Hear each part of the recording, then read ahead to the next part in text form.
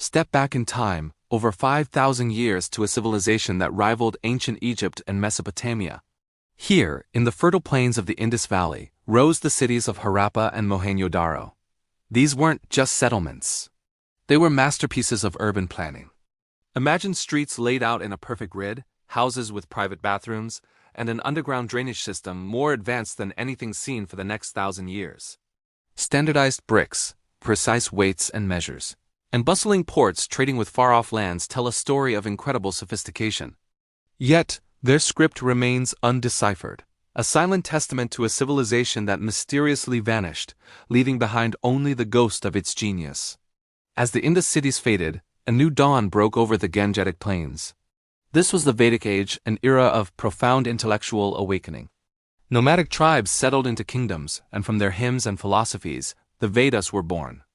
This monumental collection of texts, composed in the elegant cadences of Sanskrit, laid the spiritual and social foundations for much of what would follow. It was a time of transition, where iron tools cleared forests, rice cultivation fueled growing populations, and new ideas about society, duty, and the cosmos began to take shape, setting the stage for the rise of great empires.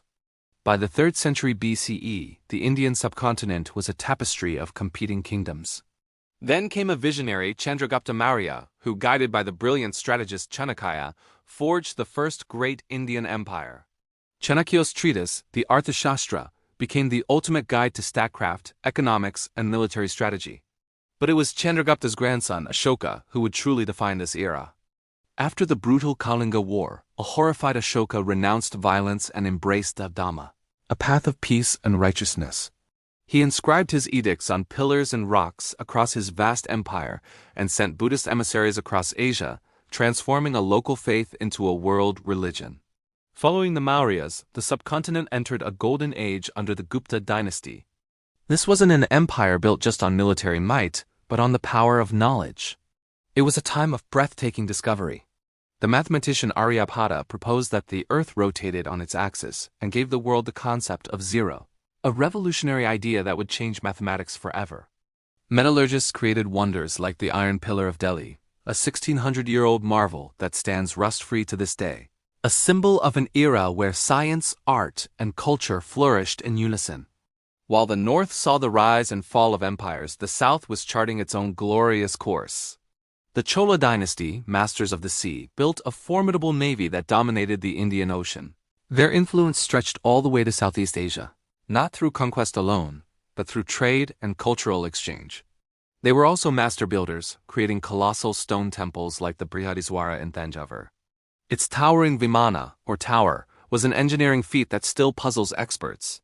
Further south, the Vijayanagara Empire, with its magnificent capital at Hampi, became a global hub of commerce, its markets overflowing with jewels and spices, dazzling travelers from around the world.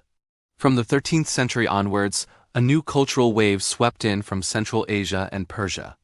The Delhi Sultanate introduced new styles of administration and architecture, forever changing the landscape of northern India. But it was the Mughals who would elevate this fusion to its zenith. From Babur's initial struggle to establish the empire, to Akbar's enlightened rule, where he promoted religious tolerance and administrative reform, the dynasty grew in strength. Under Shah Jahan, Mughal architecture reached its peak with timeless monuments like the majestic Red Fort. The empire expanded to its greatest territorial extent under Aurangzeb, a vast and complex realm that was a true powerhouse of the early modern world. But imperial power always invites resistance. From the rugged hills of the Deccan, a new force emerged. Led by the brilliant Shivaji Maharaja, the Marathas perfected the art of guerrilla warfare, known as Ganami Kava, challenging the mighty Mughal Empire and carving out their own vast dominion. To the northwest, in Punjab, Maharaja Ranjit Singh forged the powerful Sikh Empire. He built a modern, disciplined army, the Khalsa, that not only secured the frontiers, but established a kingdom known for its justice and prosperity, a formidable shield against invasions from the west. The 18th century brought a new player to the game, the British East India Company, a trading firm that transformed into a colonial power. Its victory at the Battle of Plassey in 1757 marked the beginning of the end for native rule. What followed was a systematic drain of the subcontinent's wealth, but the spirit of resistance never died.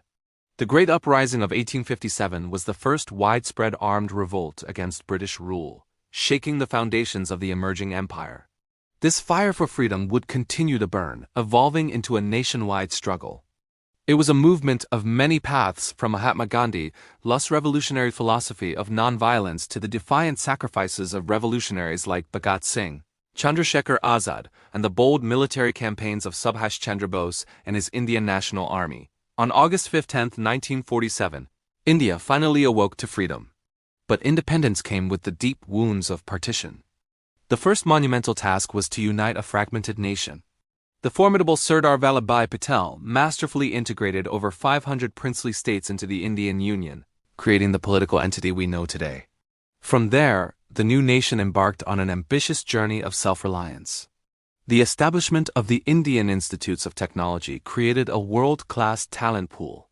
The Green Revolution ensured food security for millions, and the Indian Space Research Organization, ISRO, embarked on a journey that took it from transporting rocket parts on a bicycle to launching missions to the Moon and Mars, from ancient ingenuity to modern innovation.